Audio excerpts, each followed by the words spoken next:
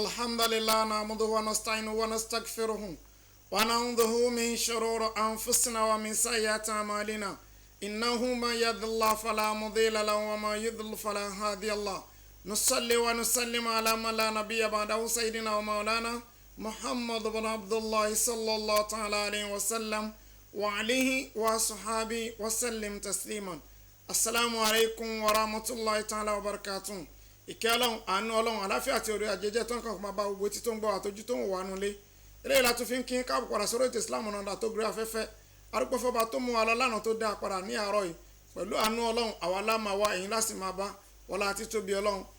ọba tó jẹ́ kí Ramadan máa lọ ní wẹ́rẹ́wẹ́rẹ́wẹ́rẹ́ sílẹ̀ tó ní báṣú yóò di méjìlá kọ́lọ́n dákunjọ kọ́lọ́n kó là wá nínú ẹ̀ kó jẹ́ kárí tiwa ṣe kó sì gbàdúrà wa gbogbo àtẹ́wọ́gbà gbogbo ìyànjú kọlọ́n ṣe látẹ̀wọ́gbà fún wa bí hákìlá hawla wala quwwata illa billahi al-aliyyil azim. ọ̀tún mi láti mú wálé ní tẹ́ mo sọ wá pé gbogbo èèyàn pátápátá ni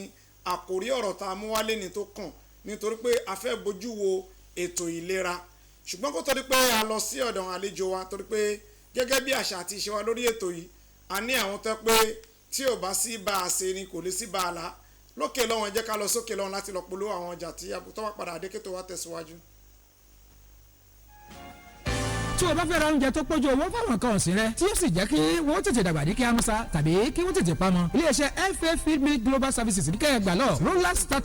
starter match roller finisher match layers match chicks match àti grower match wà lọ́pọ̀ yanturu lówó tí kò ga jọra lọ tí àjọ NAFDAC sì fò tẹ̀lé pé ó pójú owó kò wá tán síbẹ̀ o. àtúndí poultry tá a ti ń sin àwọn ohun abẹ̀mí bíi adìyẹ tó ń yé ẹyin ìyẹn layers màálù àgùntàn turkey ẹja àrọ̀ ewúrẹ́ kírètì ẹyin àti bẹ́ẹ̀ bẹ́ẹ̀ lọ. iléeṣẹ́ FA Feed Mill àti poultry wà ní number 1 Alhaji Jogbo street off Awukoya street lẹ́yìn ilé epo Debash Oil and Gas Ìjẹ̀bú Òde nípìnlẹ̀ Ògùn tí oko wá sì wà ní ojú ọ̀nà Ògbògbò sí Ìjàre lẹ́yìn St Luke Anglican Church Ògbògbò nípìnlẹ̀ Ògùn email fatifeedmill@yahoo.com tàbí kẹ́ ẹ pè nọ́mbà yìí 08033595545 àti 08055307993 nílé iṣẹ́ FA Feed Mill àti poultry ìrọ̀rùn àgbẹ̀ ló jẹ wá lógún. Hello? Grandpa, when are you coming to visit us? Who is going to wake everybody up for sahur if I leave? Don't worry, my son. I will be fine.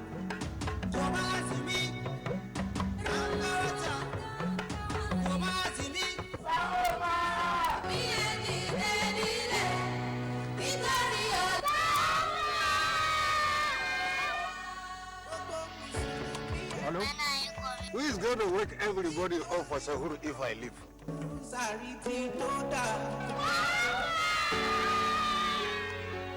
Mommy, we did not see Sauma today. Where's Salma?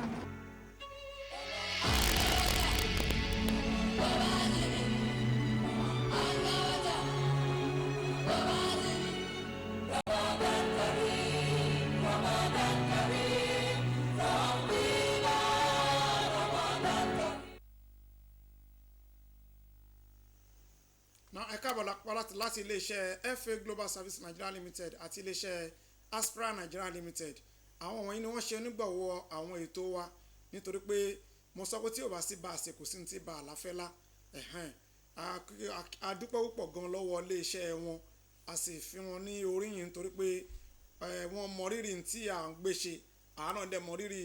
owó tí wọ́n gbé sílẹ̀ láti máa ṣe ètò yìí náà ni nínú oṣù Ramadan yìí ọ̀pọ̀lọpọ̀ èèyàn ló ń ṣiṣẹ́ ládá kódà àwọn iléeṣẹ́ kan tí a tẹ̀ tún rò kó bóyá àwọn náà tún lè darapọ̀ mọ́ ọ̀pọ̀lọpọ̀ iléeṣẹ́ ló ń ṣiṣẹ́ olóore nínú Ramadan nítorí tí ń tẹ̀ wá nínú ilé so that ká lè jọ jàǹfààní ara wa fún ọ̀pọ̀lọpọ̀ àwọn àkòrí ọ̀rọ̀ tá a máa mú wá àti àwọn ìpè tá a máa pè gbogbo àwọn nǹkan tó wà nílẹ̀ yìí àtàwọn nǹkan míì tá a tẹ̀ tí kò dé ọ̀pọ̀lọpọ̀ àwọn iléeṣẹ́ àti àwọn individuals ni wọ́n kó fún wa pẹ̀lú àánú Ọlọ́run k'Ọlọ́run dákunjọ kó bá dúpẹ́ lọ́wọ́ wọn kó bò wọ́n láṣìírí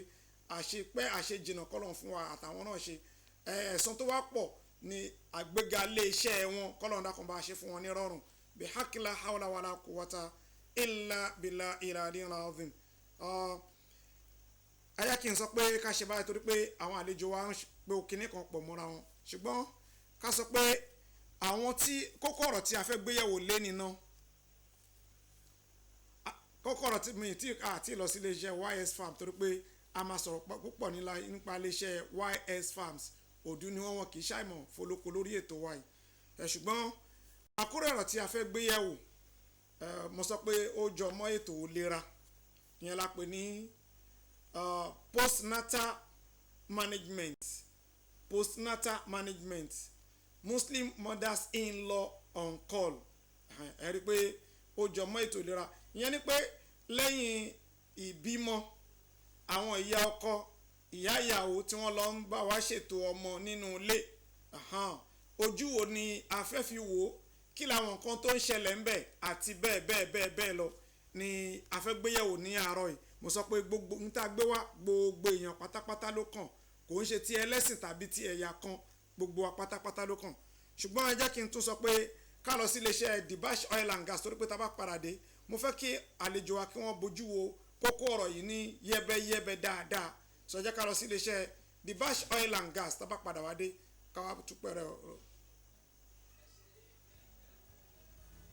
iṣẹ́ Dibash Oil and Gas ní kẹ́ ẹ gbà lọ tẹ́ bá fẹ́ ra epo pẹtiró dísù àti ọ́ìlì lóríṣiríṣi tó sì jẹ́ ojúlówó. ní Dibash Oil and Gas àwa kì í yí mítà wa o torí pé a ní ìbẹ̀rù Ọlọ́run lọ́kàn. bákan náà la tún ní Dibash supermarket àti Dibash plaza. ní market onírúurú nǹkan lẹ́lẹ́ rírà níbẹ̀, àwọn nǹkan bíi Dibash oil, oyin gidi, Aquabash table water, omi mu ẹlẹ́rìndòdò, juice lọ́lọ́kan ọ̀jọ̀kan, Indomie noodles, ice block àti bẹ́ẹ̀ bẹ́ẹ̀ lọ. àtúnṣe POS service fáwọn èèyàn tó bá fẹ́ gbọ̀wọ́. iléeṣẹ́ Dibash Oil and Gas àti supermarket àti Dibash plaza wà ní number 1 Alhaji Jogbo street ládojúkọ báńkì UBA Awokoya road Ìjẹ̀bú-Òde nípínlẹ̀ Ògùn, àtúndé ẹ̀ka nínú ọgbà Taswed ní Ìjagun nípínlẹ̀ Ògùn. nílùú Èkó àwa ládojúkọ Mayfair garden ojú ọ̀nà márosẹ̀ Èkó sí Ẹ̀pẹ́ Ìbàjú Lẹ́kì Àwòyàyà nípínlẹ̀ Èkó. ẹ tún lè pe àwọn nọ́mbà yìí 08095672510 àti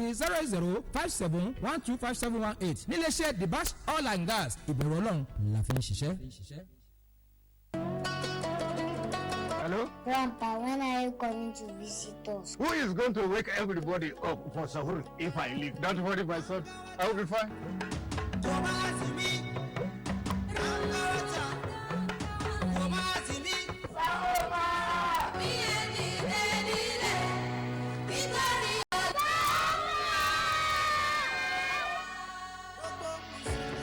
Hello? Who is going to wake everybody up for sahur if I leave?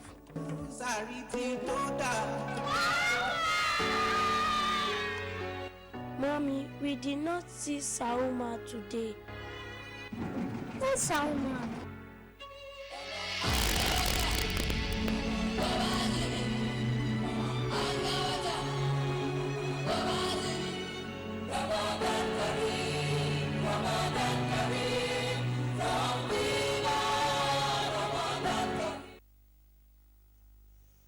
akápadà láti iléeṣẹ́ Dibash Oil and Gas àti iléeṣẹ́ Aspra Nigeria Limited. àwọn àlejò wa ti wà níkàlẹ̀ pẹ̀lú mi. àwọn náà ni Dr. Ademola Shafin Adewole tí wọ́n jẹ́ Head of Department Nursing Science Christian University láti ìlú Abẹ́òkúta. bákan náà ni wọ́n tún jẹ́ Deputy Chief Imam Ilese Central Mosque. ẹ káàbọ̀ sórí ètò wa. Assalamu alaikum wa rahmatullahi wa barakatuh. Wa alaikum assalam wa rahmatullahi ta'ala wa barakatuh. nítorí pé a fẹ́ fi àsìkò ṣòfò, àkòrí ọ̀rọ̀ tí a gbé wá tí a fẹ́ gbé yẹ̀wò a ní pé postnatal management Muslim mothers-in-law on calls. kí lẹ fẹ́ sọ fún wa lórí ẹ̀?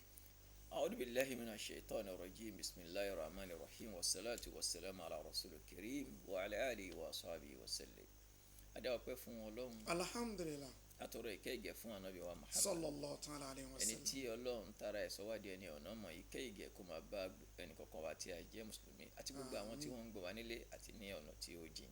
akọ àtìlọ Ramadan Ọlọ́run dákun kó gbà lẹ́sìn fẹ́ ní kọ̀ọ̀kan wa. ẹ rí kókó ọ̀rọ̀ tí a fẹ́ gbé yẹ̀wò. alákọ̀ọ́kọ́ mo fẹ́ kó yé wa wípé ẹ̀sìn Islam ó wá láti wá mójútó àwọn kọ̀ọ̀kan. lára tí ẹ̀sìn Islam tó wá mójútó òun náà ni làákàyè ẹ̀dá tó ṣe wípé gbogbo nǹkan tó bá rò pọ̀ mọ́ ohun tí ó lè fọwọ́ ba làákàyè Islam mójútó. gẹ́gẹ́ bí akọ́ṣẹ́mọṣẹ́ ní ìlànà ti health à ń rí i wípé ọ̀pọ̀ ju àwọn obìnrin wa ní àsìkò tán bá bímọ lẹ́yìn ìbímọ àwọn ìṣẹ̀lẹ̀ kan máa ń ṣẹlẹ̀ sí wọn. àwọn ìṣẹ̀lẹ̀ tó ń ṣẹlẹ̀ yìí ó sì ní í ṣe pẹ̀lú làákàyè, ó ní í ṣe pẹ̀lú ìjẹ́ ọmọlúàbí, ó ní í ṣe pẹ̀lú ìso ẹbí ró, ó dẹ̀ wá tún ní í ṣe pẹ̀lú ẹ̀sìn. la ṣe wá wò wípé ó yẹ ká tọwọ́ bọ̀. Ọlọ́run bá subhanahu wa ta'ala ó dá wa lọ́kùnrin lóbìnrin, ó sì wá fi nǹkan kan sáàárín wa wípé kó máa ṣẹlẹ̀, òun náà ni ìgbéyàwó. Ọkùnrin á rí obìnrin tó nífẹ̀ẹ́, obìnrin á gbà fún ọkùnrin tó nífẹ̀ẹ́. Lẹ́yìn tí ìgbéyàwó bá ti wá, ká má wá gbàgbé o, nígbà tí Ọlọ́run sọ̀rọ̀ nípa ìgbéyàwó ó jẹ́ kó yé wa nínú Suratu Rum wípé wa min ayatihi an khalaqa lakum min anfusikum azwaja litaskunu ilayha wa ja'ala bainakum mawaddatan wa rahma inna fi dhalika liqawmin yatafakkarun. Ṣé rí àyà yẹn tá a bá ní ká gbé kalẹ̀, ọ̀rọ̀ tá a fẹ́ sọ yìí abẹ́ ẹ̀ ló kó sí.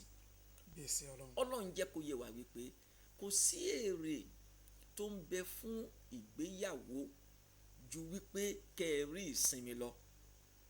Kò dẹ̀ sí nǹkan kan tó ń bẹ fún ìfẹ́ ju wípé kí àánú kó wà nínú ẹ̀. Tí a bá wá ti ní ìgbéyàwó, a gbọ́dọ̀ máa ṣọ́ gbogbo ohun tó lè mú kí ìsinmi kó má sí, a gbọ́dọ̀ ṣọ́. Tá a bá sọ pé ìfẹ́ ń bẹ, a gbọ́dọ̀ mú gbogbo nǹkan tí ò ní jẹ́ kárí àlàáfíà, a gbọ́dọ̀ yọ kúrò. Ṣẹ́rí tá a bá ti tọkùnrin àti obìnrin bá ti fẹ́ra wọn, èyí tó tẹ̀lé òun náà nìkan máa retí ọmọ. Ẹ̀bùn ńlá ni látọ̀dọ̀ Ọlọ́run. Ṣé wá rí ẹ̀bùn yẹn lọ́pọ̀ ju ìgbà tí mo bá ń kọ́ àwọn ọmọ ní yàrá ìkàwé, máa ń bi wọ́n léèrè wípé is pregnancy a disease? Táwọn ọmọ yẹn bá jẹ́ 5, gbogbo wọn ò ní fún mi ní ìdáhùn kan náà.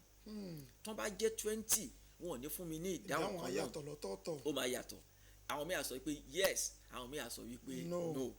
Ó túmọ̀ sí wípé ṣe lọ́rọ̀ oyún àti ọmọ bíbí ṣe ló dàbí ìlú Ọ̀yọ́ tó bá kọjú sẹ́nìkan akẹ́yìn sẹ́lòmíì. Ẹlòmíì tó bá lóyún báyìí láti ọjọ́ kìíní tó ti lóyún títí ọmọ máa fi bọ́ lára ẹ̀ kà á jára ayé kà á jẹ́rọ ọ̀rọ̀. Ẹlòmíì ìdẹ̀rẹ̀ oṣù 3 àkọ́kọ́ ẹ̀rọ yìí pé wọ́n sọ nǹkan lù ní. Ẹlòmíì ìdẹ̀rẹ̀ oṣù 3 àkọ́kọ́ kò tiẹ̀ nímọ̀ wípé nǹkan ti dúró sára òun, ṣùgbọ́n ló bá di oṣù 3 ìgbẹ̀yìn á mọ̀ wípé nǹkan dé. Bẹ́ẹ̀ títí Ọlọ́run wá sọ fún wa wípé ńgbà tásìkò ní bá tó jẹ́ wípé Ọlọ́run nìkan òun ló mọ̀. A máa ń pe kinní kan ní EDD. À ń sọ wípé àwọn kan sọ pé expected date of delivery, kò rí bẹ́ẹ̀ o. Estimated date of delivery ni. Torí pé akànṣe òǹkà ẹ ní a expect ọmọ lọ́jọ́ yẹn, torí pé ìgbà tó bá wù Ọlọ́run ló lè ní kó wáyé. It's either +2 or -2. Tẹnìkan sọ̀rọ̀ fún mi lọ́jọ́ kan, ó ní ẹ̀yin mùsùlùmí ẹ̀ tí ẹ mọ àsìkò tí ẹ ṣẹ̀ fẹ́ róṣù, ẹ ṣì ń sọ wípé ṣé èní ni àbí ọ̀la ni. Mo ní look at you, ó tiẹ̀ wá dá ẹnìyẹn wá jẹ́ obìnrin. Mo ní ìwọ fúnra rẹ̀ sọ pé tiwa yẹn ẹ̀kan ni lọ́dún. Mo ní ìwọ, can you tell me when you are expecting your menses? Ṣé o lè sọ fún mi pé mo ti ṣètò oṣù tán sí oṣù tó ń bọ̀ on the 12? Mo ní àìmọye on the 12 tó máa ń di on the 15, àìmọye on the 12 tó máa wá lọ on the 10. Mo ní tó fi ń sọ fún wa ní wípé Ọlọ́run ọba ló ń dún nínú gbèsè ayé wa, kì í ṣọmọ èdè èèyàn. Kábíyèsí Ọlọ́run. So tí a bá wá sọ wípé obìnrin wa bímọ lọ́jọ́ ní tó yàtọ̀ sí ọjọ́ tí àwa estimate, ká gbóhùn ìyá ká gbóhùn ọmọ, abala kan tún parí nìyẹn. Àwa bọ́ sí abala ẹlẹ́mìí. Abala míì tá a bọ́ sí yẹn òun là ń pè ní puperium. Puperium yẹn ní medical line wọ́n ń pè ní 6 weeks after delivery. 6 weeks tó equivalent sí 42 days. Àwọn bàbá wa nínú philosophy tiwọn wọ́n ń pè nǹkan kan ní 40 ọjọ́. Wọ́n á ní ìyá ọmọ kó má jáde pé ó ṣẹ̀ṣẹ̀ fẹ́ jáde 40 ọjọ́ ló tó lè lọ kákàkiri. Ṣẹ́rí píríọ̀dù tá à ń sọ yìí là ń pè ní pre-period. Òun náà ti láti ń pè ní postnatal period. Àsìkò yìí wá rí báwo la ṣe wá manage. Kí ni nǹkan tá a dé manage? Àwọn nǹkan wo ló yẹ ká mójútó? À manage èèyàn 2 sí 3. Alákọ̀ọ́kọ́ ń bẹ òun náà ni ìyá ọmọ. Ẹlẹ́ẹ̀kejì òun ni ọmọ. Ẹlẹ́ẹ̀kẹta òun ni ọkọ. àwọn mẹ́tẹ̀ẹ̀ta yẹn wọ́n ní bùkátà láti mánéèjì wọn ní àsìkò yìí. Yẹn ló jẹ́ wípé nígbà tí ìmọ̀ bẹ̀rẹ̀ sí ní lọ síwájú tẹ́lẹ̀tẹ́lẹ̀ maternity leave òun là ń gbọ́. Ìjọba ti gbé òun tẹ̀lé nsìn wípé ká máa gba paternity leave torí wípé bàbá fúnra rẹ̀ ẹ gbọ́dọ̀ mójútó torí pé tí ẹja bá fẹ́ bàjẹ́ orí láti máa mọ̀. So ìdán èyí tó pàtàkì jùlọ òun náà ni ìyá ọmọ. Tá bá rí wípé ìyá ọmọ bímọ ọmọ náà dé inú wa dùn ara wa yá. Lára nǹkan tí culture wa tó mú wọlé òun ni wípé gbàrà tí tọ́lọ́mbá ní kí ọkọ kó ní ìyá láyé kí ìyàwó kóhun náà ó ní ìyá láyé tá bá ti yọ̀ fún wọn báyìí wípé abímọ o ayọ̀ fún yín o ayọ̀ fún kínní ayọ̀ fún kejì kí ló bí o ọmọ ọ̀rọ̀ wípé ọkùnrin ọmọ ló bí torí wípé ká bọ́kùnrin ká bóbìnrin kò sí yàtọ̀ kankan nínú ẹ̀ èyí tá a rí jẹ lérè òun ni kókó torí pé ẹnìkan tiẹ̀ ń wá kóhun tiẹ̀ bí kan tí ò tí ì rí ẹnìkan máa ń sọ pé obìnrin ẹ̀rọ òtún bí àwọn ọkùnrin ẹ̀rọ òtún bí ìwé ìjàmbá bóbìnrin rẹ̀ ìyẹn abala kan nìyẹn. Ìdán bá a ṣe sọ yẹn ìyá ọkọ láì sọ jù bẹ́ẹ̀ fún akọ̀wọlé abẹ́rẹ́ sí kẹrù ó fẹ́ wá tọ́ ọmọ nìyẹn kò dẹ̀ sí láì fi ń bẹ̀ agbé ẹrù ẹ̀ a máa bọ̀ nílé ọmọ torí pé ilé ọmọ ẹ̀ ni ó dẹ̀ fẹ́ wá jókòó ó fẹ́ wá ṣiṣẹ́ ojúṣe ẹ̀ ó fẹ́ wá tọ́ ọmọ ẹ̀ kódà nígbà míì tó bá jẹ́ alákọ̀ọ́bí wọ́n máa sọ pé àwọn ṣẹ̀ṣẹ̀ bímọ ni kò sí ní tó burú bẹ́ẹ̀ ṣùgbọ́n ẹ jẹ́ ká wo effect ẹ̀ medically. Now tí ìyá ọkọ tó bá wá dé ọ̀dọ̀ ìyàwó tó bímọ alákọ̀ọ́kọ́ ni wípé bó ṣe dé ẹ káàbọ̀ mà agbẹ́rù síbi kan wọ́n á wá àyè kan tí wọ́n máa fi sí ọjọ́ kìíní á lọ láti ọjọ́ kejì sí ọjọ́ kẹta ẹ rí wípé lọ́pọ̀ ju ìgbà ńṣe ni ìyá ọkọ ńṣe ló máa ń di burden sí ìyàwó lọ́rùn torí wípé lẹ́yìn kí ìyá ọkọ kó jí kó wẹ̀ fọmọ láti wẹ̀ fọmọ báyìí tó ti tọ́jú ẹ̀ tó ti kun láti ké àwa jókòó a gbé ọmọ yẹn sẹ́sẹ̀ a bẹ̀rẹ̀ sí ni máa wo tẹlifíṣàn a máa wo DSTV tọmọ yẹn bá tún sunkún a tún pè ya ọmọ ẹ̀ ń sunkún bá tọ́jú ọmọ yìí o àgbẹ̀ tó bá ti mọ mú tán kó o gbé wá o ìyàwó yìí ló máa wọ kíṣìn ló máa ṣe oúnjẹ ìyàwó yìí ló máa wá ọ̀nà bó ṣe máa gbálẹ̀ ìyàwó yìí ló máa wá ọ̀nà bó ṣe máa fọṣọ àtúnfọ́ ti ya ọkọ àti nǹkan kódà a tún ṣe oúnjẹ fún ìyá ọkọ torí pé kò rọ ìyàwó lọ́rùn láti sọ wípé ìyá ọkọ ẹ lọ sí kíṣìn kẹ́ ẹ lọ ṣe oúnjẹ fún mi tó bá tiẹ̀ ṣe tó bá ṣe ó jẹ́ kékeré nínú eléyìí tó pọ̀ nínú àwọn ìyá ọkọ abala kan nìyẹn that is physical stress abala ẹlẹ́ẹ̀kejì òun ni tá à ń pè ní emotional stress ìwádìí ó fi yé wa wípé ṣe rí obìnrin ẹran owú jíjẹ ó wà lára wọn ìwádìí yẹn dẹ̀ fi hàn wípé the only person tí obìnrin tí ò lè jowú ẹ̀ òun ni ìyá ẹ̀ lọ́dọ̀ bàbá ẹ̀ lẹ́yìn yẹn kò sí ẹni tóbìnrin ò lè jowú ẹ̀ ọ̀rẹ́ ń jowú ọ̀rẹ́ kódà nígbà míì ìwádìí yẹn fi yé wa wípé ìyá ó lè jowú ọmọ lọ́dọ̀ bàbá ẹ̀ lọ́dọ̀ ọkọ ẹ̀ kò sí wàhálà ṣèbó oúnjẹ ní ń sìn ṣèbó oúnjẹ ló ń ṣe ó ti jẹ́ sìn oúnjẹ ló ti pa mí tì ọmọ ẹ̀ ló dé rán ṣùgbọ́n ọmọ ò ní ever jowú ìyá àti tiẹ̀ lọ́dọ̀ bàbá ẹ̀ ṣùgbọ́n ìyá á jowú ọmọ ẹ̀ lọ́dọ̀ ọkọ ẹ̀ ìpè kìíní kan ká má ṣe wá sọ gbogbo àwọn ìran relationships tó wà láyé nínú business obìnrin á jowú ara wọn nínú society obìnrin á jowú ara wọn kódà nílé ìjọsìn obìnrin á jowú ara wọn ìjowú yẹn dẹ̀rẹ̀ is just naturally in them ṣẹlẹ̀ lọ́pọ̀ jù ìgbà tí ìyá ọkọ tó bá wá tọ́jú ọmọ ìjowú á máa ṣẹlẹ̀ láàrin òun àti ìyàwó lórí bí wọ́n ṣe ń relate pẹ̀lú ọkọ their target òun ni ọkọ so bí ìyá yẹn bá tí ẹ̀yin má dẹ̀ pọ̀ èwo dẹ̀ ní kinní kan èwo ní kinní kan lẹ́sẹ̀kẹsẹ̀ á bẹ̀rẹ̀ sí ní fún ọmọbìnrin yẹn ní psychological trauma. Ẹ̀rọ ti wí pé family yẹn kọ́ ni wọ́n ti bí o family yẹn kọ́ ni wọ́n ti tọ́ o ṣe rí láàrin ọ̀sẹ̀ méjì mẹ́ta yẹn gbogbo ohun tí ò gbọ́ rí ní period courtship ìgbà yẹn ló máa gbọ́ ó máa ń yọ̀ máa ní inú family tiwa nígbà tiwa obìnrin wàá sọ jámọ́nú báyìí ní tó máa wọn máa bá mi sọ ìgbà míì ìyá sunkún nígbà míì ìsìrè àsìkò tó yẹ kí ìyàwó àti ọkọ kan jọ wọlé kan máa sọ̀rọ̀ either deliberately either knowingly or unknowingly ìgbà ẹni ìyá ọkọ yẹn máa sọ pé òun fẹ́ rí ọmọ òun àyẹ̀ṣẹ̀ wá jókòó gbogbo ọ̀rọ̀ tí ò tí ì rí bá sọ àwa jókòó wọn àwa jọ sọ ìyàwó sì wà nínú ilé òun retí ọkọ àrùn jáde lórí kìíní àrùn jáde lórí kejì olùkẹta báyìí á ju òkú sórí òrùlé ni wọn á gbóhùn ẹyẹ lẹ́sẹ̀kẹsẹ̀ ìyá tó ṣe yìí pé èyí tó ń ṣe yẹn náà yálà ó mọ̀ ọmọ ni àbí kò mọ̀ ọmọ èsì ìyàwó yẹn ló fẹ́ gbọ́ èyí tí yẹn bá sọ báyìí ọkọ lè má fún ní ìtumọ̀ ìyá yẹn máa hàn ní àwàdì drama láàrin ọkọ àti ẹ jẹ́ kí n pa yín ní ẹ̀rí kékeré kan lára àwọn tá a ti rí nígbà tó di àsìkò kan ọ̀rẹ́ wa kan ìyá ẹ̀ ó lọ bá tọ́ ọmọ ìgbà tó wá di wípé ó ti tó bí ọ̀sẹ̀ bíi mẹ́ta mẹ́rin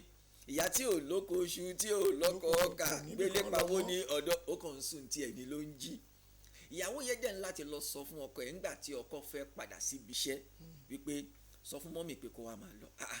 ìyẹn ni mọ́mì bá wò wọn ò sùn lé wa lórí gíní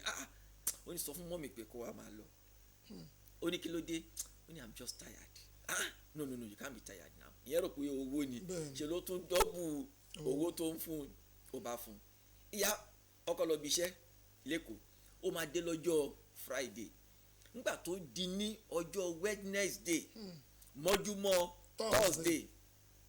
ọmọ tó wá tọ́ yẹn ọmọ ẹlẹ́ẹ̀kejì ni tó túmọ̀ sí pé ó lẹ́gbọ̀n tó túmọ̀ sí wípé ìyàwó yẹn ti di nǹkan mọ́nú for the first one so but second one sìn ó ti build the immunity so nígbà tó ń sùn nígbà tó di ní yàrá tí ìyá ń sùn wà ń bẹ o ṣùgbọ́n tó wá di lálẹ́ mò ń lọ sùn tọmọ kí ló wá ṣe tó kọjá ọmọ ìyàwó yẹn dẹ̀ rọra jí ó gbé ọmọ tó sùn pẹ̀lú ìyá nílẹ̀lẹ̀ ó gbé eléyìí tó ṣẹ̀ṣẹ̀ bí ní orí bed ó dẹ̀ ṣílẹ̀kùn ó dẹ̀ ra ká ọmọ méjèèjì ó dẹ̀ jáde lóru nígbà tí ìyá máa jí lásùbà báyìí tó wọ̀ tún tó wò sópé òun ṣíléwọ̀ ni ó wọ tọ́ílẹ̀tì orí nǹkan ṣé wọ́n wá jí ọmọ gbé ni gbà tó wọlẹ̀kùn ó rí pé wọ́n jálẹ̀kùn wọ́n pàdé ni. kí ló ń ṣẹlẹ̀. omi lọ sókè omi lọ sílẹ̀ kò lè pé ọmọ ó bẹ̀rẹ̀ sí ní wá gbogbo inú ilé àtìyá ilé fúláàtì dẹ̀ ni wọ́n tú gbogbo ibi tó lè tú ṣàwọn pé tí àdánwò bá dé ńgbà míì tí wọ́n bá wá mọ́tò àwọn abẹ́rẹ́ kí lè léyìí o meanwhile kó tó dàsìkò yẹn òun náà ti máa rí fìrífìrí ọ̀rá kó ẹrù ẹ̀ ni ló bá lọ sí dàmí ó sùnmọ̀ ẹ̀ mọ́jú lóhùn nìkan pé bóyá ó máa dé kílẹ̀ tó ṣú ìgbà tílẹ̀ ṣú kò rí ìgbà tó di àárọ̀ ọjọ́ Friday ẹ̀rù ń bá pé tí ọmọ òun bá dé kí ló fẹ́ sọ pé ó lọ ó kàn kó ẹrù tiẹ̀ ni ló bá kúrò nílé ìyàwó tó dẹ̀ lọ yẹn òun náà mọ́nítọ̀ kí ló ń ṣẹlẹ̀ nínú flat wọ́n sọ pé màmá má ti kó ẹrù ó má ti lọ ṣe ló ń kàn kó àtọmọ àti ṣe ló ń padà nígbà tí ọkọ máa dé ní ìrọ̀lẹ́ ṣe ló bá ìyàwó àtọmọ ilé mọ́mí kọ́ àwọn ni wọ́n ti lọ lé ọkọ kọ́ relax ní tiẹ̀ ni pàtó di ní weekend ìyẹn kàn lọ kí àwọn òbí ẹ̀ ní ẹ̀lẹ́gí lọ́wọ́ ìgbà bá ẹ̀ ṣeun gan kí lọ́wọ́ gan kò sẹ́ni tí ìyá náà ń wò nínú ọ̀rọ̀ yẹn wá ń gbé ìyá yẹn nínú títí tí oṣù fi parí nígbà tó wá mú owó oúnjẹ lọ kò sọ ó pé so òun àti ìyàwó bẹ́ẹ̀ ìjọ plan ẹ̀ nìyẹn ó dákẹ́ ọkọ sì wà completely innocent nígbà tó máa di ní kínní ló bá mú owó oúnjẹ lọ tí ìyá yìí sọ pé òun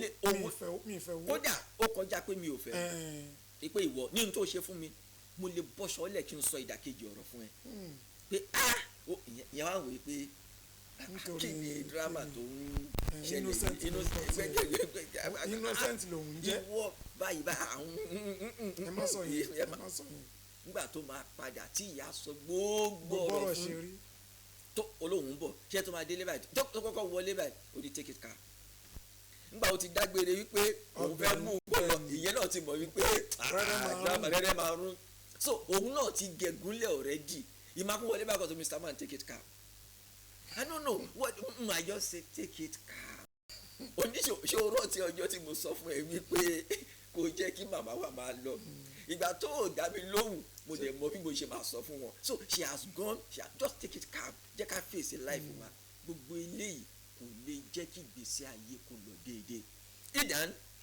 kí la wá fi wípé torí wípé gbogbo tá à ń sọ yẹn ṣe é rí gbogbo àwọn àlàyé kan wà tó yẹ kó yé wa number one legally in Nigeria wọ́n jẹ́ kó yé wa wípé kò sí ẹnì kankan tó ní ownership lórí ọmọ àwọn amòfin torí ọ̀rọ̀ tá à ń sọ yìí a ti ṣe conference lórí ẹ̀ a ti organize seminar lórí ẹ̀ a ti pe àfà a ti pe àwọn lọ́ọ̀yà a ti pe àwa tá a wà ní medical line pé ẹ jẹ́ ká jọ wò ó wọ́n dẹ̀ ń jẹ́ kó yé wa wípé gbogbo wa pátá lórí ọmọ trustee la jẹ́ a kì í ṣe owners àti bàbá àti ìyá àti bàbá àti ìyá àti grandpa àti grandma trustee ni wá ká má ríra wa gẹ́gẹ́ bí owner èmi ni mo lọ́mọ mi. ní kò ṣe mèrè bírun mi. kódà ànígbà tí ọ̀rọ̀ ìṣẹ̀lẹ̀ láàrin ó ti pẹ́ láàrin ìgbà tí dáàdì mi tó wá jókòó tó sọ̀rọ̀ nígbà tó di level kan wọ́n sọ pé èmi lè bírun mi kò máa wù mí lè bẹ̀rù rẹ̀. mo bá ní ṣe ìsọ níjẹ̀bú rẹ̀ kí n bá pẹ́ sẹ́lẹ̀sẹ̀ nílé bẹ́ẹ̀ náà èmi lè rún. ṣé ní mentality yẹn mo kàn wò lọ́jọ́ èrè pé àwọn ọ̀dà tí a bá tiẹ̀ wá pa mí èrè wo lẹ fẹ́ nígbà bẹ́ẹ̀ wọ́n sọ with confidence wọ́n sọ with authority pé ṣé ẹ wá sọ pé kí n gbọ́ nǹkan tó ṣe èmi ni mo ní nǹkan mi tó bá wù mí mo lè bẹ́ẹ̀ lórí. ṣé ní mentality yẹn ó wà nínú ìwà wa ìyá ọkọ máa bìlíìfù wípé òun lòun ní ọmọ òun lòun lọmọ ní kò ṣe òun re bíbá rẹ̀. èmi ni mo ní ọmọ mi ìjókòó mi ni kò sí tó ń jẹ bẹ́ẹ̀ all of us we are trustees ọ̀rọ̀ tá a jẹ́ ń sọ yìí a sọ fún ẹni tá à ń sọ fún tó bá jẹ́ ìyá ọkọ kóun náà máa rò wípé ọlọ́run lè kẹ́ kóun náà bóbìnrin tó bá gba ìyá ìyàwó láàyè kó wá tọ́jú ọmọ ẹ̀ níjọ́ tọmọ tòun náà tó jẹ́ obìnrin bá bímọ òun náà lòun lẹ́tọ̀ọ́ láti lọ síbẹ̀ láti lọ ṣe. torí pé obìnrin lè rán yẹ ẹ̀ṣẹ́ mọ́mí ẹ bá mi dáná mọ́mí ẹ bá mi fọṣọ mọ́mí ẹ bá mi lọ sọ́jà. mọ́mí ẹ gbé ọmọ yẹn àtẹ̀yìn àtọmọ yẹn mi ìfẹ́ rí yín. ẹ jẹ́ kí n rest. ṣẹ́rí n tó ń sọ yẹn wàláì ó ṣẹ̀ṣẹ̀ ń bọ̀ látòdì ọ̀run ni. in fact as a maternal and child expert nínú ọ̀rọ̀ nursing yìí ibi tí mo specialize sí òun nìyẹn wàláhì tí obìnrin ẹyọ kan báyìí tó bá kú látara ìbí out of delivery or pregnancy related issue níṣẹ́ ló mọ̀ dàgbà tó ṣe pé ọ̀fọ̀ ṣẹ̀ wá àmọ́ rí o lára nǹkan tó ń kọ́ wa ni wípé no woman must die out of pregnancy complications tẹ́ bá ti lè gbọ́ wípé obìnrin gbé nǹkan jẹ báyìí títí ó fi máa bímọ tó máa sọ̀ láyọ̀ tó máa tọ́ ọmọ yẹn tọ́mọ yẹn máa yè tó máa celebrate 5th birthday on earth gbogbo ẹ̀yin tẹ́ ẹ jẹ́ maternal and child expert iṣẹ́ wà lọ́wọ́ yín ẹ gbọ́dọ̀ máa ṣọ́ obìnrin yẹn ni and that is why tó ṣe wípé ọ̀rọ̀ tá à ń sọ yìí ó ti da oríṣiríṣi nǹkan sílẹ̀ lọ́dọ̀ ti tèmi kí n tó wà ní ipò tí mo wà yìí second born ni mo wá rí wípé mo bèrè lọ́wọ́ dáàdì mi ńgbà tó máa marry ìyá wọn ti ṣaláìsí ẹ̀gbọ́n wọn tó jẹ́ obìnrin ló wá wà ní ìdúró ìyá ọkọ so mo wá rí wípé ẹ̀gbọ́n tèmi ó ní orúkọ míì tí màmá yẹn fún wọn látòrí èmi kò sí ọjọ́ kan mo kàn dédé challenge wọn ni màmá àdúgbò tó kí ṣe kí mi ní orúkọ mi rẹ wọn tún dé orúkọ ọmọ mi ó túmọ̀ sí wípé nígbà tí wọ́n bí first born mọ́mì wá sí i kò tí ì ní bad record níwájú wọn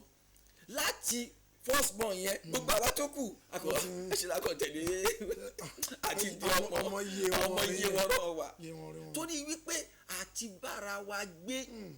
in that period a gbọ́dọ̀ wá solution sí kí làwọn solution náà alákọ̀ọ́kọ́ òun ni wípé ká kọ́kọ́ gbà wípé gbogbo wa pátá kò sí ọ̀nà nínú wa then ó máa wà lọ́wọ́ ìyàwó to ask ṣe rí nínú ìbí ṣe mọ̀ pé kí ni kọ́ wà tá à ń pè ní birth mo ti gbàgbé the actual word tí a máa ń lò tí obìnrin bá fẹ́ lọ bímọ lára nǹkan tó yẹ kó gbọ́dọ̀ sọ ni wípé tí n bá ti fẹ́ wọ labour room ẹni báyìí ni kó tẹ̀lé mi. ṣe rí pain labour pain kan ni tẹ́nìkan ò lè ṣàlàyé ẹ̀. àbátà nǹkan class máa sọ wọn pé ẹ wo n tẹ̀mí sọ fún yín kò yé mi o torí pé mi ò experience ẹ̀ rí ẹni tó bá experience ẹ̀ nìkan ló lè ṣàlàyé ẹ̀. ó kọjá ń tàn sọ pé pain Mark Kafari ó define pain as that thing which the person tells you it is. gbogbo wípé is a nurtured experience is a kíní kan is a gbogbo yẹn story lásán ni tí n bá sọ fún yín pé ọ̀rọ̀ tó ń sọ yẹn ń dùn mí èmi mọ̀ nǹkan tí mo mọ̀. bó ṣe rí nínú ẹ̀mí mi. so now tóbìnrin bá wà in that pain labour pain is a special pain oríṣiríṣi pains ló wà external pain internal pain radiating pain excruciating pain gbogbo oríṣiríṣi nígbà tán ka gbogbo pain yẹn tán ṣe lọ́ mú labour pain as a class of pain ó yàtọ̀ ní títí ẹ̀ as a class on its own wọn ò lè gbé sí abẹ́ any other one except wípé kò dá dúró wọn ní tóbìnrin bá wà nínú ìnira yẹn ó lẹ́tọ̀ọ́ láti sọ wípé ẹni báyìí ni kó wà pẹ̀lú mi nígbà míì ẹ̀rẹ́ lòmíì á mú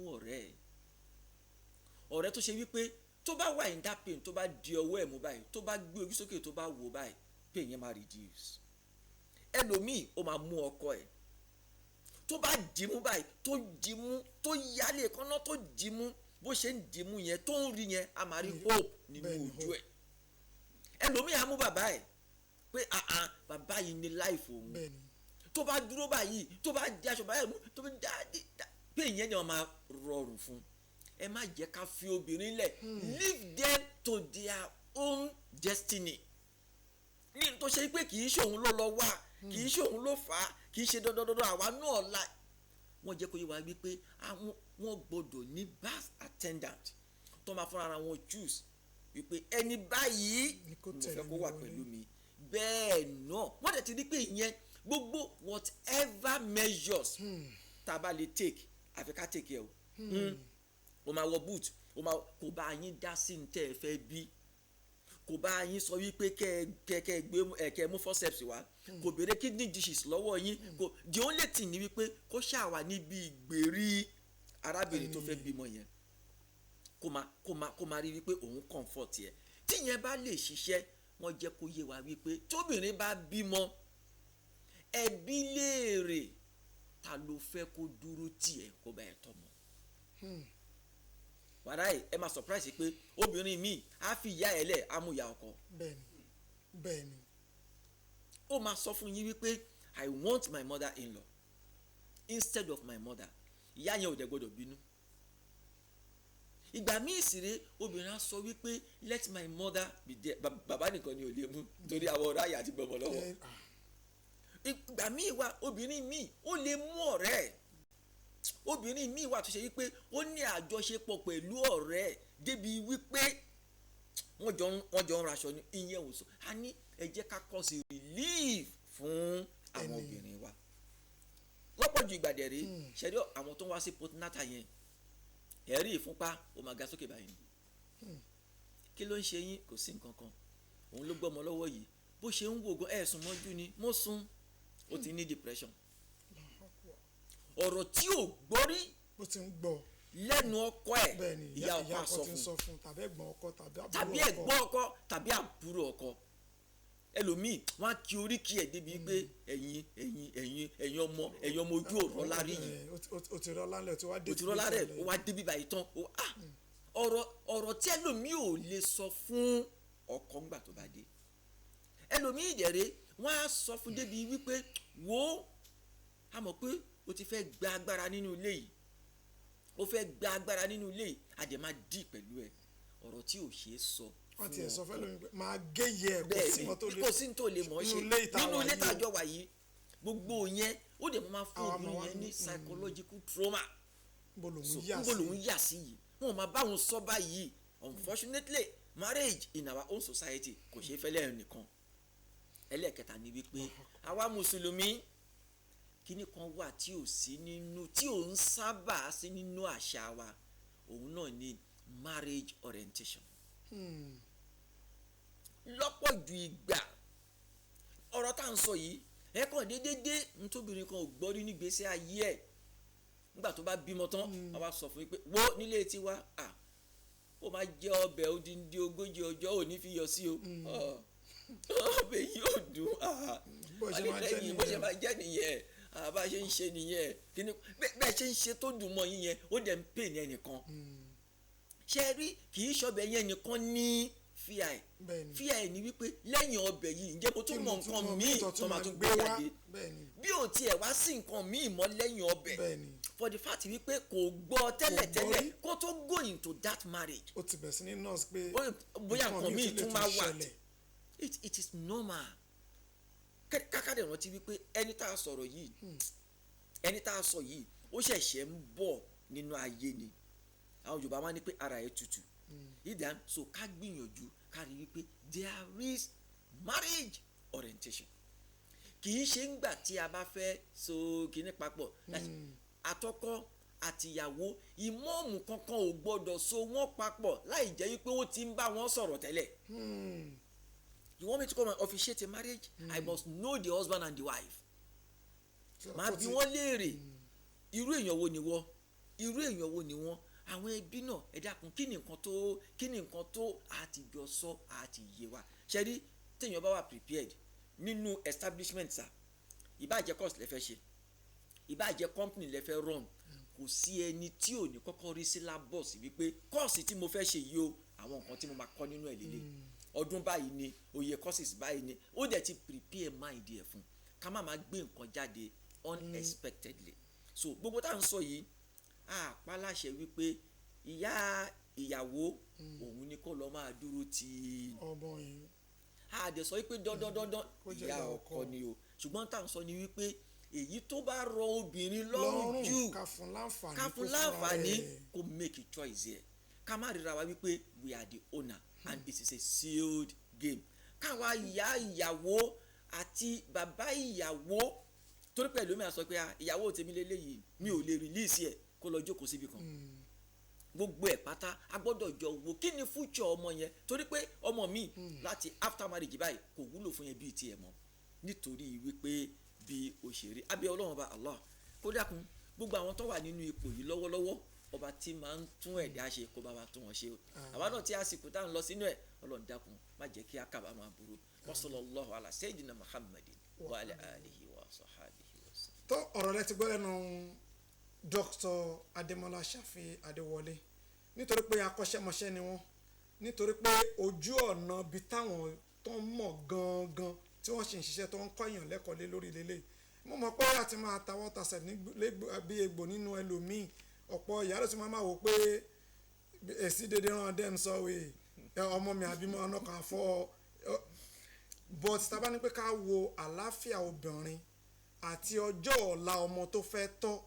wọ́n ní pé eléyìí ló dáa jù báyìí la ṣe ń ṣe nílẹ̀ tiwa tẹ́lẹ̀tẹ́lẹ̀ èèwọ̀ bòmí ni ṣùgbọ́n báwo lọ́lọ́run ṣe fẹ́ ká ṣe báwo la ṣe máa ṣe tó máa mú àṣeyọrí wá ìyẹn ni tuntun tí wọ́n mú wá fún wa pé bá a ti ṣe ń ṣe bọ̀ tẹ́lẹ̀tẹ́lẹ̀ tó ní ààyè tẹ́pẹ́ ọ̀pọ̀lọpọ̀ obìnrin nígboro ló ti wà depressed lẹ́pẹ́ ọ̀pọ̀lọpọ̀ ọmọ ní ìyá tó ń tọgan ò lálàáfíà nítorí nǹkan tó ń gbọ́ àti tó ń rí nínú ilé ó yẹ ká lè mú change wá tọ́pọ̀ máa lè jẹ́ ká ní progress tó máa lè fún wa ní àlàáfíà àti ìsinmi fún ọjọ́ ọ̀la wa nítorí bẹ́ẹ̀ adúgbòlọ́wọ́ Dr. Ṣàfí Adéwọlé kọ́lọ́n dákun bá dúpẹ́ lọ́wọ́ yín fa jazakumullahu khairan jaza. Àsìkò wa ti lọ ní àsìkò púpọ̀ mọ́ ṣùgbọ́n mo dẹ̀ mọ̀ pé tí mi bá ṣe ojú òpó sílẹ̀ máa ṣe àwọn èèyàn tó pọ̀ gan-an ṣùgbọ́n ẹ jẹ́ ká lọ sókè lọ́hùn náà níléeṣẹ́ YS Farm tá bá padà wá dé gbogbo tó bá kù àákọ̀tẹ̀ lẹ́nì tó bá di lọ́la máa tẹ̀síwájú ẹ mú wọn lọ sí iléeṣẹ́ YS Farm níbi tí wọ́n pé wọ́n ti ń ta ojúlówó màálù ẹran ẹja àti bẹ́ẹ̀ bẹ́ẹ̀ bẹ́ẹ̀ bẹ́ẹ̀ bẹ́ẹ̀ lọ náà lókè lọ́hùn. àwọn akéètò máa tẹ̀síwájú.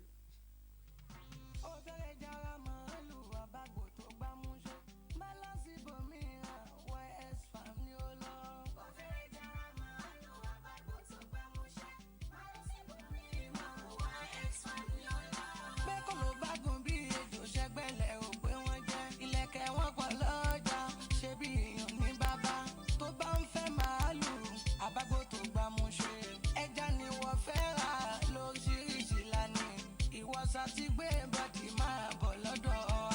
wa YS Farm ní Kàngbá ó ní Jẹ́bú-Òde ń bì. Opposite is Eiko Osu campus. Your satisfaction is our hallmark. Wá tún èpè nọ́mbà yóò ti ilé iṣẹ́ wa. 090-2621-1702 Yusuf Adéwálé 752 at yahoo.com Sanidi Mewa. Wá bá wa dòwò pọ̀ kájé òwò gbà kíá.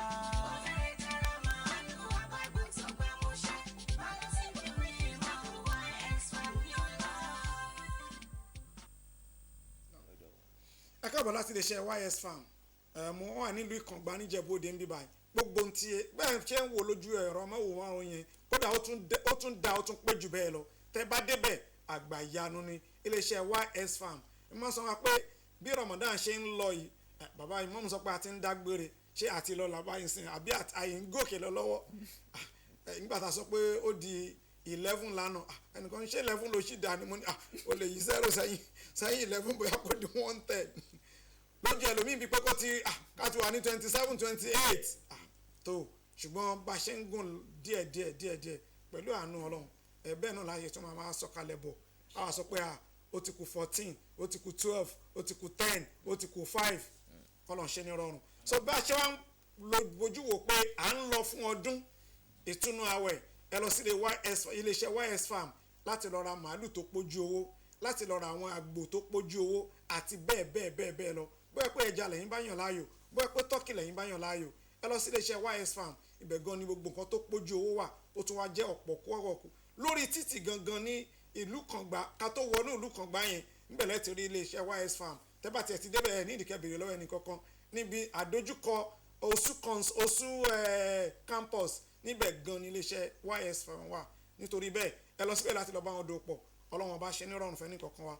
bàbá wa tí a bá sọ pé gbogbo lè ta sọ sílẹ̀ yìí ó jẹ́ àjèjì létí àwọn lọ́pọ̀ èèyàn tó ń gbọ́ ká má ní gbogbo èèyàn but ó jẹ́ àjèjì létí ọ̀pọ̀lọpọ̀ tó ń gbọ́ èmi gẹ́gẹ́ bí àpẹẹrẹ mo ti ní ìgbàgbọ́ tẹ́lẹ̀ pé tọmọ mi bá bímọ gẹ́gẹ́ bí obìnrin ni mò ń sọ o tọ́ ìyàwó ọmọ mi bá bímọ èmi ní ó yẹ kí n lọ tọ́ ṣùgbọ́n ìtẹ́gbẹ́ wá sí ti ń sọ wá pé obìnrin tó bímọ gan ló yẹ kó determine ta ló fẹ́ bá òun tọ́ ọmọ tàbí pé òkè tẹ́lẹ̀ mo tiẹ̀ ti wà nínú ilé ọmọ mi tí mò ń bá tọ́ ọmọ wíwẹ̀ ọmọ nìkan náà ni ìyá ọkọ máa ń sábà ṣe ṣùgbọ́n kó wá sọ pé mọ́mí aṣọ yẹn ti dọ̀tí ó máa le lẹ́nu obìnrin láti sọ fún ìyá ọkọ ẹ̀ pé aṣọ dọ̀tí táṣọ bá dọ̀tí nǹkan kí ló ń try láti sọ pé kí n lọ èmi lọ́mọ ọ̀dọ̀ àbí ṣé o nọ́mà ṣé o lè sọ bẹ́ẹ̀ fún ìyá ẹ̀ ẹ̀rùmí ọ̀rọ̀ bẹ́ẹ̀ o lè sọ bẹ́ẹ̀ fún ìyá ẹ̀ but ń sìn táwa ń gbọ́ ń sìn kí lè rò pé àtúnṣe tá a lè ṣe lórí ẹ̀ gẹ́gẹ́ bí òbí tó wà nínú ilé ọmọ ẹ̀ tó ń bá tọ́mọ ní ṣókí láàrin ìṣẹ́jú kan. ẹ ṣe èyí tí ó pàtàkì jù ń bẹ òun ni wípé kí àwa tá a jẹ́ ìyá ọkọ ká mọ̀ wípé ọjọ́ ọ̀la wa òun náà ni àwọn ọmọ yìí gan gbogbo ọ̀nà tá a bá gbà láti lè jẹ́ kí ọjọ́ ọ̀la yẹn kó dáa òun náà ní ká ṣe ìgbésẹ̀ lórí ẹ̀ àtijọ́ gbé sórí tábìlì àti wò lọ́tún àti wò lọ́sì ṣẹ́tẹ̀díngbà míì ìyá ọkọ mi àti ẹ̀ nífẹ̀ẹ́ wípé òun fẹ́ fọṣọ bẹ́ẹ̀ni tó bá ní ọmọ obìnrin tó jẹ́ ọmọ ẹ̀ tó jẹ́ àbúrò ọkọ níjọ́ tí yẹn bá débẹ̀ mọ́mì kí lè ń ṣe kí ni gbogbo rọ́bìṣì ṣe sọ̀rọ̀ ẹ̀ di ẹrú fún èyí tó ń sọ̀rọ̀ yẹn níjọ́ ta bá ní kóun náà fi ra ẹ̀ sí ipò tí obìnrin yẹn wà. oníkálukú ní ìṣípayà ọkàn wípé òkè àṣẹ gbogbo ń tà ń pè ní insult yẹn kì í ṣe insult àṣẹ ń tà ń pè ní right yẹn privileges ni àṣẹ ń tà ń sọ wípé kò rí bẹ́ẹ̀ yẹn kódà a ní ìyàwó mi ẹ̀rù àbá torí pé wọ́n ti gbé e sí lẹ́mìí wípé tó o bá lọbẹ̀ yẹn tó o bá kú síbẹ̀ ojú ìlú lọ́mọ gbàgbé jáde ilé àná ni o. gbogbo kí nìyẹn ti pọ̀ jù àfi ká continue with this education ká máa enlightening ara wa pẹ̀lú ògo Ọlọ́run mo mọ̀ wípé ẹni tí ń gbọ́ ẹni tí ń gbà ní wa nígbà tí campaign bá máa fi máa lọ irú eléyìí tí ọ̀nà ọ̀la náà tó ń gbé kalẹ̀ yìí tó máa lọ torí pé lẹ́yìn pé a tún rìkọ́dù ẹ̀ àwọn èèyàn tún lè máa gbọ́ mo mọ̀ pé bó bá ṣe ń rìn sí àwọn èèyàn yóò ní. a máa change orientation nìkan ló ní ìdí. náà ẹ jẹ́ ká ṣe ojú òpó sílẹ̀ nítorí pé mo fẹ́ ká pò wọlé láti ilé láti bá wọn dá sí ẹ bí Dr. Adémọ́lá Ṣàfínlérè kí ni tí wọ́n rí lọ́bẹ̀ tán fi wà ru ọwọ́ kí ni àlàyé tán tún fẹ́ ṣe fún wa lórí ẹ̀ àbí kí lẹ̀ rí tẹ̀yìn ní láti kàńtà nǹkan tí wọ́n sọ pé láéláé ìwé lè ṣe ní ìbọ̀rá àwa àwẹ̀ ilẹ̀ Yorùbá ara àwa rẹ̀ whatever tí anybody bá fẹ́ sọ kájọ wò sọ́tún sósì ṣùgbọ́n wọ́n ní pé pàtàkì kíní kan ní ká wò pé ọmọ yẹn gan ọjọ́ ọ̀la ọmọ tó pé mentality ìyá ó máa affect life ọmọ wọ́n ní sọ ká wo ọjọ́ ọ̀la ọmọ ká fi adájọ́ kó tó pé a máa retí ìpè tó wọlé ìpè kan ti ń wọlé. salamu alaikum. wa alaikum assalam wa rahmatullahi wa barakatuh. tani yẹn láti bo. ọ̀gbẹ́ni Abdulrasheed ló ń sọ̀rọ̀. Ustaz Abdulgani Abdulrasheed. àmín. inú mi dùn fún ìbánisọ̀rọ̀ tí wọ́n sọ láàárọ̀ ṣùgbọ́n àdúrà ni pé kọ́lọ́run bá jẹ́ kí ó wúlò fún wa ju bí wọ́n ti ṣe lọ. mo kàn fẹ́ kọ́mẹ́ǹtì àwọn gbólóhùn kan àbí méjì àwọn kan ni pé Yorùbá ní tá a bá bẹ́ná wí ká bẹ́ná wò nígbà míì náà àwọn tí wọ́n jẹ́ ìyàwó nílé à ń rí lásìkò tá a wà yìí tó yẹ pé èmi ò tiẹ̀ ń fẹ́ rí mọ̀lẹ́bí ọkọ rárá ká tó wá sọ ìyá ọkọ fún ara ẹ̀ so ìyẹn jẹ́ nǹkan tó máa ń pọ́ǹpì sí nígbà wọn ti rí pé kò tiẹ̀ fẹ́ ní àwọn látọ̀ bá wá jẹ́ kí wọ́n máa balẹ̀ ní ọ̀nà tí ó kù díẹ̀ káàtó ìyẹn jẹ́ àkọ́kọ́ rọ̀ ẹlẹ́ẹ̀kejì ń bẹ̀ ni pé kódà àwọn obìnrin níbi tó dé bá ìfẹ́ tó fẹ́ máa èmi ìfọ̀ ọ̀bẹ lọ́n kóun bá yà ọkọ nílé nítorí pé wọ́n rí wọn gẹ́gẹ́ bíi pé àtàbà ìbá wọn lé àdánwò ńlá ni bó ti yẹ pé lódodo náà a máa ń rí àṣejù tó pọ̀ jù lọ́dọ̀ àwọn tó jẹ́ ìyá ọkọ torí àdámọ̀ pé ilé ọmọ mi ni èmi ni mo bí ní tó bá sì wọ́n ni mo lè ṣe ń bẹ̀ tó gba àwọn nǹkan yẹn náà ó kù díẹ̀ káàtó èyí tí màá fi pínyàn ni pé ní aspect kó bímọ kó má lè jata kó má lè jẹ ẹ̀kú àwa náà gba kódà nù mọ̀lẹ́bí tiwa ṣùgbọ́n gbà tọ́lọ̀ ní kẹ́sìn yé ní tí mo rí pé ọ̀gọ̀rọ̀ àwọn nǹkan yẹn náà kò ń ṣe pé gbogbo ẹ̀ náà ló bá mu kódà tá a bá wò gan ó wà wọ́n ní Islamic kásán sí àwọn nǹkan yẹn torí pé ó ń dá wàhálà tó pọ̀ jù ló dẹ̀ ń ṣàkóbá tó pọ̀ fóbìnrin mo kọ́ lọ́wọ́ bàrí kẹ́ láwòrán ìdí àdìgbò náà máa ń pè kọ́ lọ́wọ́ bàrí kẹ́ lákòóṣàánú wa gbogbo àtún àwùjọ wa ṣe wọ́n láwọn àlàm. àmín fa jazakumullahu khairan jaza ẹ ṣe púpọ̀ gan ẹ jẹ́ ká fẹ́ lómi láàyè. salamu alaikum. wàhálà ìgbà àti àjàpọ̀kú tàbí ń bẹ̀rẹ̀ mo ká bàbá mi orúkọ mi Muhammadu Jamiu Olólàgbà. Muhammadu Jamiu Olólàgbà. ṣùgbọ́n yóò ní dàrú pẹ̀lú ògo Ọlọ́run. àmín. tí mo fẹ́ ń bẹ̀ torí àkókò ní torí àlùmí tó fẹ́ wọlé pé ẹ̀yin àgbàlagbà sọ wípé bàbá ṣe é láṣẹ máa ń kó ni. bẹ́ẹ̀ni. nígbà míì wà ilé máa ń dìtàmì bí ẹni kọ̀ọ̀kan ṣe kọ́ wá láti ilé ẹ̀ lápẹ̀rẹ̀ ṣe àwa ìdánwò àdẹ̀níyà ní bàbá nínú bàbá yìí fún àwọn ẹ̀gbọ́n obìnrin ló wá ń dúró tàn ìyàwó wa. so àmọ́ nígbà tí ìyàwó wa ti pẹ̀ sọ kí àgbàlagbà sọ pé kíní pẹ̀lú ọmọ yẹn ń gba kọ́nà so wọ́n á ti rí ìyàsọ ọkọ ẹ̀ láti lẹ̀ gbé ẹni yìí nǹkan báyìí ni wọ́n á ti mọ máa ṣe bá wọn wí yẹn mo sọ pé ńgbà mi bá ṣe ìlànà ṣe ń kúrò ilé máa ń dìtà mí ńgbà mi àwọn obìnrin wa kọ́ máa wò pé ilé kéèyàn gbé ilé lèèyàn ti kó kíní kan ròde. bẹ́ẹ̀ni. tí mo fẹ́ wí nìyẹn ẹ kúrò tẹ̀. tó jazakumullahu khairan Alhaji Muhammadu Jamiu Olówólàgbà a dúpẹ́ púpọ̀ lọ́wọ́ yín ẹgbẹ́ òkè èmi ti wọlé kó tó di pé a fẹ́ pe káàdì. salamu alaikum. wàhálẹ́kùn sáyẹn tó lọ́wọ́ bá ẹ̀ka tí o. ta ni yẹn láti bo. ọkọ àti ìyàwó ṣe mi tí n kẹra ṣe bá ọ dà sí. wọ́n túbọ̀ pẹ́ fún wa lọ́gbọ̀n náà. àmín o. ọba sọ láàárọ̀ yìí ó bá mi wí. gbàtí mi náà bímọ ìyá ọkọ mi tó ti pẹ́pẹ́pẹ́pẹ́ tí mi ò rí láti àti mo ti fẹ́ wọn lé wọn òun ló mú pé ndé kó wá dúró tì mí. torí torí àwọn ló kù fún gẹ́gẹ́ bí ìyá ọkọ wọ́n dẹ̀ wọ́n wà kẹrin gan nǹkan tí ìyá ọkọ mi gangan ò lè ṣe ẹni pé bí wọn ò lè ṣe wọ́n ń ṣe jù bẹ́ẹ̀ lọ nǹkan tí ìyá mi ò lè ṣe tí ìyá mi bá rí nǹkan jáyà ó máa sunkún mi ìyá ọkọ mi ó ṣe jù bẹ́ẹ̀ lọ fún mi torí náà èèyàn máa ń jìtá mi pé èèyàn báyìí ni mo fẹ́ kó wá dúró tì mí láti èèyàn máa fì ẹ̀rù pé ní pé èèyàn bá tó wà fún àdúgbò tó èèyàn ní fún èèyàn ní pápẹ́ má fọ ọkọ ọmọ yìí lórí wọ́n ní pé kọ́ má ṣe kíní kan irọ́ ni o but kọ́ má ní bẹ́ẹ̀ má lè kó láìpẹ́ nìyẹn ló ṣe ń sọwọ́ ọ̀rọ̀ bẹ́ẹ̀ báńlì kọ́ńtì. jazakumullahu khairan jaza ẹ ṣe alájà Mariam olówó lágbà ẹ jẹ́ kí n sáré pé káàdì torí pé àsìkò bá wa ṣọ̀rẹ́ lórí ètò yìí Glo card àti afẹ́ lo Glo card 70 22 94 67 89 72 940 Glo card ni again 70 22 94 67 89 72 940 Airtel tripas kò wá ti lọ Airtel 03 63 88 14 74 75 16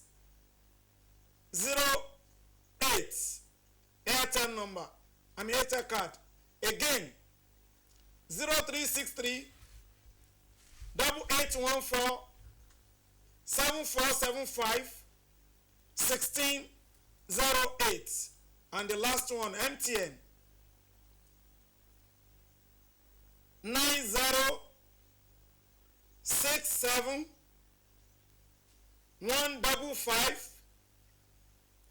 250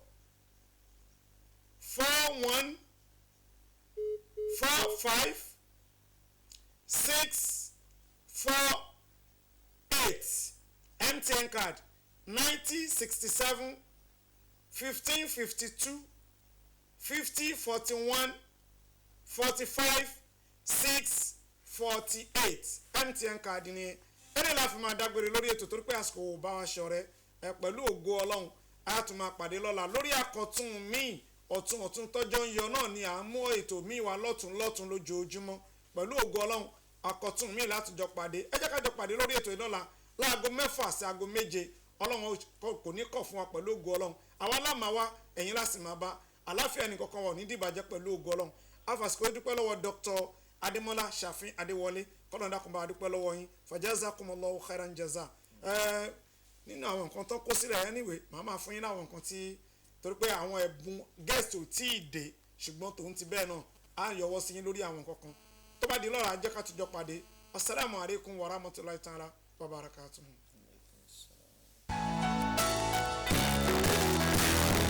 The last oil and gas ní kẹ́ ẹ gbà lọ tí bá fẹ́ ra epo petrol orísun àti ọ́ìlì lóríṣiríṣi tó sì jẹ́ ojúlówó ní the west oil and gas àwa kì í yí mítà wa o torí pé a ní ìbẹ̀rù Ọlọ́run lọ́kàn bákan náà láti ní the bash supermarket àti the bash plaza ní the bash supermarket onírúurú nǹkan lẹ́lẹ́ rírà níbẹ̀ àwọn kan bíi the bash oil oyin gidi aqua bash table water pọ̀pọ̀ wọn lọ́rìn lòdò bóyìí lọ́lọ́kan ọ̀dọ̀kan indomie noodles ice block àti bẹ́ẹ̀ bẹ́ẹ̀ lọ àtúnṣe pos service fáwọn èèyàn tó bá fẹ́ bọ̀wọ́ iléeṣẹ́ the bash oil and gas àti supermarket àti the bash plaza wà ní number 1 alhaji jogbo street ládojúkọ báńkì uba awókọ̀yà road ìjẹ̀bú-òde nípínlẹ̀ Ògùn àti ní ẹ̀ka nínú ọgbà tasred ní ìjagun nípínlẹ̀ Ògùn nínú Èkó àwọn aládojúkọ mẹ́fíà gàdé ojú ọ̀nà márùsọ̀ Èkó sí Àpẹ́ ìbẹ̀jọ̀rẹ́kì àwọn ẹ̀yà nípínlẹ̀ Èkó ẹ tún lè pe àwọn nọ́mbà yìí 08095672510 àti 08057125718 níléeṣẹ́ the bash oil and gas ìbùdó náà òun fi ṣiṣẹ́. Hello? Grandpa, when are you coming to visit us? Who is going to wake everybody up for sahur if I leave? Don't worry, my son. I will be fine.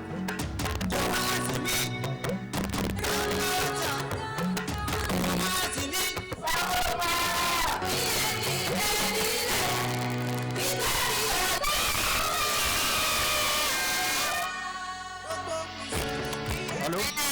Who is going to wake everybody up for Sahur if I leave?